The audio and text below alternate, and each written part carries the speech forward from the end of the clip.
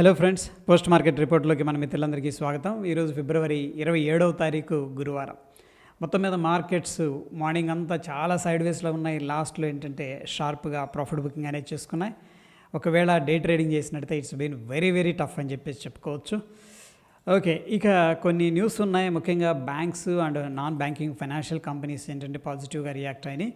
Sectors vice performance అనేది మనం తీసుకున్నట్టయితే financial services and metals, bank Nifty, private banks slight గ్రీన్లో ఉండగా మీడియా, ఎంటర్టైన్మెంట్, కన్స్ట్రక్షన్, ఆటోమొబైల్ ఇంక ఇవన్నీ కూడా నెగిటివ్లు అయితే ఉన్నాయి. అండ్ ఆఫ్ కోర్స్ ఏంటంటే నిఫ్టీ బ్యాంక్ ఈరోజు 0.28% పాజిటివ్గా ఉంది. నిఫ్టీ ఫైనాన్షియల్ సర్వీస్ ఏంటంటే 0.6% పాజిటివ్గా ఉంది. సెన్సెక్స్ స్లైట్గా గ్రీన్లో ఉంది. ఇక నిఫ్టీ కావచ్చు, mid cap Nifty and small cap Nifty and ప్రెషర్లో ఉండడం జరిగింది.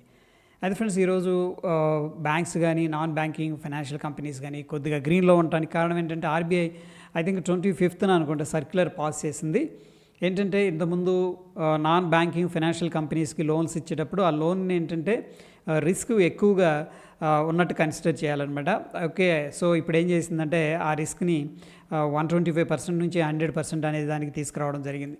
అంటే ఇక్కడ ఏంటంటే బ్యాంక్స్ లోన్స్ ఇచ్చేటప్పుడు ఇంతకుముందు కొంత అమౌంట్ అనేది ప్రిజర్వ్ చేసి పెట్టాయి. ఎందుకంటే నాన్ బ్యాంకింగ్ ఫైనాన్షియల్ కంపెనీస్కి ఇచ్చేటప్పుడు రిస్క్ ఎక్కువగా ఉంటుంది అని చెప్పేసి ఇప్పుడు ఆ అమౌంట్ అనేది ఫ్రీ అవుతుంది.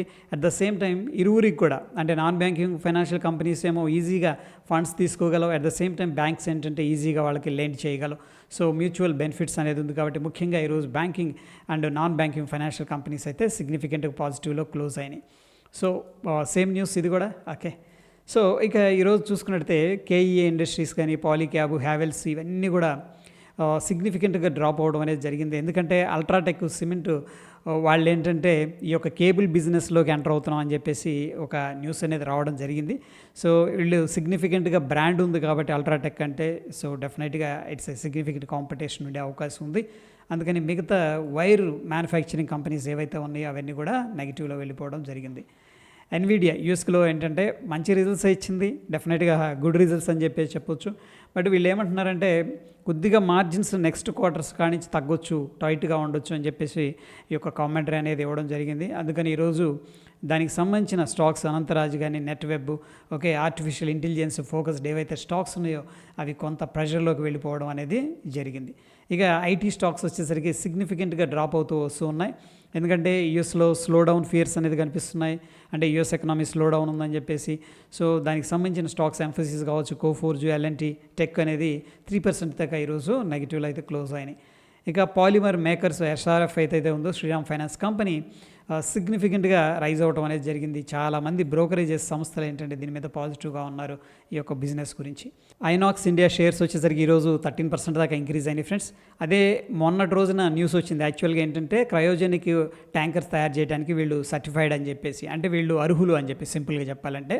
బట్ ఆ రోజు నెగిటివ్గా రియాక్ట్ అయింది, ఈరోజు పాజిటివ్గా రియాక్ట్ అయింది. సో క్రయోజెనిక్ ట్యాంకర్స్ ఏంటంటే ఒక స్పెషల్ ఎక్విప్మెంట్స్ లాగా ఉంటాయి. టెంపరేచర్ని ఏంటంటే చాలా మైనస్లో మెయింటైన్ చేయాలి. Okay, fine. ఇక బిఎస్సి కానీ, Moti Oswal, MCX, other capital markets సంబంధించిన స్టాక్స్ ఏవైతే ఉన్నాయో మార్కెట్ సిగ్నిఫికెంట్గా డ్రాప్ అవుతుంది. ఇన్వెస్టర్స్ సెంటిమెంట్ నెగిటివ్గా ఉంది. చాలామంది ఏంటంటే క్యాపిటల్ మార్కెట్స్లో ఇప్పుడు ఇన్వెస్ట్ చేయరు, భయపడుతూ ఉంటారు. అండ్ ఉన్న క్యాపిటల్ని ఆల్రెడీ ఏంటంటే విత్డ్రా చేయడం, రెడీమ్ చేయడం అనేది జరుగుతూ ఉంటుంది. కాబట్టి జనరల్గా మార్కెట్ డౌన్ ట్రెండ్లో ఉన్నప్పుడు క్యాపిటల్ మార్కెట్స్ లెస్ పర్ఫార్మెన్స్ చేస్తూ ఉంటాయి. అండ్ మార్కెట్ బుల్లిష్లో సిగ్నిఫికెంట్గా ఉన్నప్పుడు ఎక్కువ డిమాట్ అకౌంట్స్ ఓపెన్ చేయడం కానీ, అండ్ ట్రాన్సాక్షన్ చేయడం కానీ ఇవన్నీ కూడా జరుగుతూ ఉంటాయి. ఎనీహౌ ఈ యొక్క సెంటిమెంట్ వల్ల క్యాపిటల్ మార్కెట్కి సంబంధించిన స్టాక్స్ అయితే అండర్ ప్రెషర్లో ఉన్నాయి. రియల్ ఎస్టేట్కి సంబంధించిన స్టాక్స్ అన్నీ కూడా అండర్ ప్రెషర్లో ఉన్నాయి. అయితే ఈరోజు మనం చూసుకున్నట్టయితే ముఖ్యంగా ప్రెస్టేజ్ ఎస్టేట్స్ టాప్ లూజర్స్లోకి వెళ్ళిపోవడం జరిగింది. ఎందుకంటే ఫ్రెండ్స్ ఆ కంపెనీలో ఏంటంటే ఐటీ సోదాలు అనేది నిర్వహిస్తున్నారు. అయితే కంపెనీ కామెంటరీ ఏం చెప్తుందంటే మా దగ్గర బ్యాలెన్స్ షీట్ కానీ లెక్కలన్నీ పర్ఫెక్ట్గా ఉన్నాయి, మేము వాళ్ళకి కోఆపరేట్ చేస్తామని చెప్పేసి పాజిటివ్గా కామెంటరీ అనేది చేయడం జరిగింది. ఇక ఎస్ఎంఈ కేటగిరీకి సంబంధించిన న్యూక్లియస్ ఆఫ్ యూస్ సొల్యూషన్స్ అనేది ఐపీఓ ఆల్రెడీ ఈరోజు సబ్స్క్రిప్షన్ అయితే క్లోజ్ అయిపోయింది. అయితే దీంట్లో అండర్ సబ్స్క్రిప్షన్ అనేది కనిపిస్తుంది. ఇది ఎస్ఎంఈ కేటగిరీకి సంబంధించింది. అదేవిధంగా ఎస్ఎంఈ కేటగిరీకి సంబంధించిన శ్రీనాథ్ పేపర్ ప్రొడక్ట్స్ లిమిటెడ్ అనేది కూడా ఐపీఓకి వచ్చింది. రేపు సబ్స్క్రిప్షన్ అనేది క్లోజ్ అయిపోతుంది. దీనికి కూడా ఏంటంటే అండర్ సబ్స్క్రిప్షన్ అనేది కనిపిస్తుంది. మినిమం ఇన్వెస్ట్మెంట్ 1,32,000 అనేది అవసరం అవుతుంది. ఇక ఎస్ఎంఈ కేటగిరీకి సంబంధించిన శ్రీనాథ్ పేపర్ ప్రొడక్ట్స్ లిమిటెడ్ అనేది కూడా 25వ తారీఖు సబ్స్క్రిప్షన్ ఓపెన్ ఉంది, రేపు క్లోజ్ అవుతుంది. అయితే దీంట్లో కూడా ఏంటంటే అండర్ సబ్స్క్రిప్షన్ అనేది కనిపిస్తుంది. దీంట్లో మనం అప్లై చేసుకోవాలంటే 1,32,000 అనేది అవసరం అవుతుంది. ఇక బాలాజీ ఫాస్ఫేట్స్ లిమిటెడ్ అనేది కూడా 28వ తారీఖు అంటే రేపు ఐపీఓకి రావడం అనేది జరుగుతుంది. అంటే సబ్స్క్రిప్షన్కి ఇది ఎస్ఎంఈ కేటగిరీకి సంబంధించింది. దీంట్లో మనం ఇన్వెస్ట్ చేసుకోవాలంటే కూడా 1,32,000 రూపాయలు అనేది అవసరం అవుతుంది. ఇక ఓపెన్ ఇంట్రెస్ట్ ప్రకారం బిగ్ ప్లేయర్స్ ఏ విధంగా పొజిషన్స్ క్రియేట్ చేశారనేది ఒకసారి చూద్దాం. సో 6వ తారీఖు ఎక్స్పైరీ అయింది వీక్లీ నిఫ్టీలో. పుట్ కాల్ రేషియో అనేది మనం చూసుకున్నట్లయితే 0.86 అనేది చూపిస్తుంది. 1 కంటే తక్కువగా ఉందంటే మనం ఏమర్థం చేసుకోవచ్చు అంటే స్టిల్ దీంట్లో కాల్స్ అనేది అగ్రెసివ్గా సెల్లింగ్ అనేది జరుగుతుందని చెప్పేసి అర్థం చేసుకోవచ్చు. సో ఇక్కడైతే మనకి 23,000 ప్రస్తుతం ఏంటంటే ఇమీడియట్గా ఉన్న స్ట్రాంగ్స్ రెసిస్టెన్స్. ప్రస్తుతం ఏంటంటే కొద్దిగా రిస్క్ తీసుకునే వాళ్ళు 22,500 దగ్గర అయితే పుట్ అయితే సెల్ చేసినట్టు తెలుస్తుంది. నేను బ్రాడర్ పిక్చర్లో స్టిల్ కొంత బేరిష్ సెంటిమెంట్ అనేది నిఫ్టీలో కనిపిస్తుంది. ఇక బ్యాంక్ నిఫ్టీ విషయానికి వచ్చేసరికి పుట్ కాల్ రేషియో అనేది 1.02 అనేది కనిపిస్తుంది. 1 కంటే ఎక్కువ ఉందంటే కొద్దిగా బుల్లిష్గా ఉందని చెప్పేసి చెప్పుకోవచ్చు. ఐ థింక్ ఆర్బీఐ సర్క్యులర్ వల్ల కొంత బుల్లిష్ సెంటిమెంట్ అనేది బ్యాంక్ నిఫ్టీలో కనిపిస్తుంది. ఇక సెన్సెక్స్ విషయానికి వచ్చేసరికి పుట్ కాల్ రేషియో అనేది మనకి 0.93 అనేది చూపిస్తుంది. స్టిల్ కొద్దిగా బ్యారిష్ సెంటిమెంట్ అయితే కనిపిస్తుంది. ఎనీహౌ ఫ్రెండ్స్, మనకి ఇక్కడ 76,500 దగ్గర మాత్రమే కాల్స్ ఎక్కువగా సెల్లింగ్ చేస్తున్నట్టు తెలుస్తుంది. ఈరోజంతా కూడా చాలా వెరీ సైడ్ వేస్ అనమాట. టఫ్ సైడ్ వేస్ అని చెప్పేసి చెప్పుకోవచ్చు. మార్కెట్ కన్సోలిడేషన్ చేస్తూ లాస్ట్లో ఏంటంటే ఆల్రెడీ బేరిష్లో ఉంది కాబట్టి ఒకసారి ఈ యొక్క ప్రీవియస్ స్వింగ్ లోని స్టాప్ లాస్ హంటింగ్ లాగా అయితే కిందకి తీసుకురావడం అనేది జరిగింది.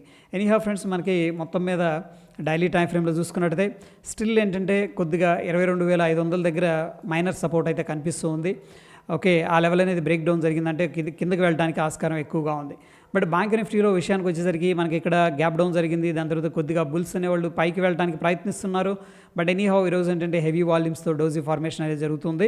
ఈ 3 రోజుల నుంచి డేటా అనేది మనం పరిశీలించినట్టయితే బేరిష్గానే ఉంది. But at the same time price action ఏంటంటే ఇండెసిషన్ అనేది చెప్తూ ఉంది.